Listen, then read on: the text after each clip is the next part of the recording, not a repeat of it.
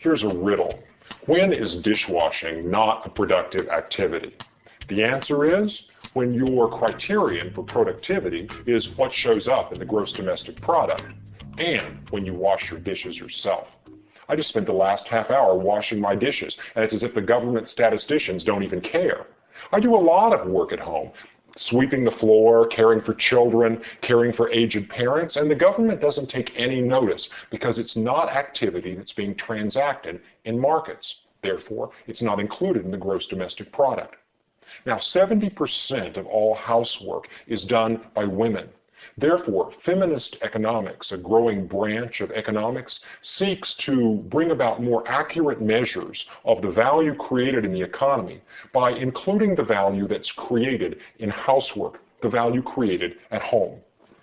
Suppose I had someone come in and wash my dishes for me, and I had to pay them at market rates. Or I had someone come in and clean my house. What would this do to the gross domestic product if we imputed some kind of value to housework? Well, according to one economist, Robert Eisner, if you look at housework done in the United States in the 1940s, 50s, 60s, 70s, and 80s, and you value that housework at the market price of cleaning services, then housework probably would add about 20% to gross domestic product. That means about 1/5 of all of the value that's created in our economy isn't showing up in government statistics at all because it's not being transacted in markets. According to the United Nations Human Development Report, worldwide, probably about 40% of all value that's created in the world economy is created in housework, work being done at home, not measured in government statistics. Two economists, Kathleen Cloud and Nancy Garrett, estimate that if you impute market values to housework, that Guatemala's GDP would instantly increase by 75%, and Pakistan's by 80%, and the United States by almost 30%. Now, think about what this means. In the 1960s, only about 35 to 40% of the women in the United States had jobs outside their homes for which they received paychecks.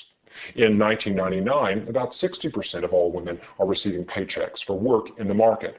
So by how much has gross domestic product increased because of this change in labor force participation by women? Well, women are, say for example, software engineers. A woman who has a job now creating software is getting a paycheck because of the value added by her work. And yet, if she was working at home previously, caring for children and cleaning dishes, this work is now being done by someone else, say a cleaning service that's receiving a check. Now, hold on, there's a double counting here because that cleaning service is now in the gross domestic product because it's a market transaction, whereas her cleaning before wasn't showing up. Therefore, the change in gross domestic product is overstated because work which she was previously doing is now showing up in GDP because it's being done by someone else who's paid. If you take this into account, according to some measures, that Norway's gross domestic product has been way overstated. That is, the growth in GDP may have been overstated by as much as 20% because of this double counting. It's also difficult to measure the way in which the quality of this work may have changed. I mean, after all, who would you rather have at home taking care of the house, the person who lives there, or someone who comes in from outside who may not do as good a job? Changes in quality wouldn't show up at all. Now, how do we make this situation better? How do we get measures of the value created in our economy that put the proper weight on housework? Well, this is the agenda of feminist economics, accurate measures of value.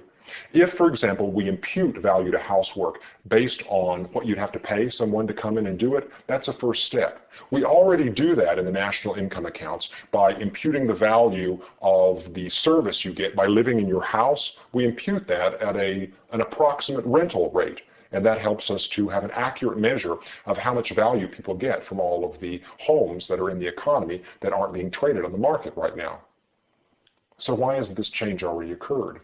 And the answer is that before now there hasn't really been a constituency. People have been pleased or basically pleased with the way gross domestic product has been measured. But because feminist economics has raised our awareness of the way in which gross domestic product doesn't accurately measure value that's created, we've started thinking about ways of doing that more. So as the constituency arises for change in the way we keep our records, we're more likely to change the way we keep our records. And that suits me fine, because I know that my housework is valuable. I just assume that the government recognized that and showed me in total how much value is being created by the work that we do at home as well as the work that we do in the market.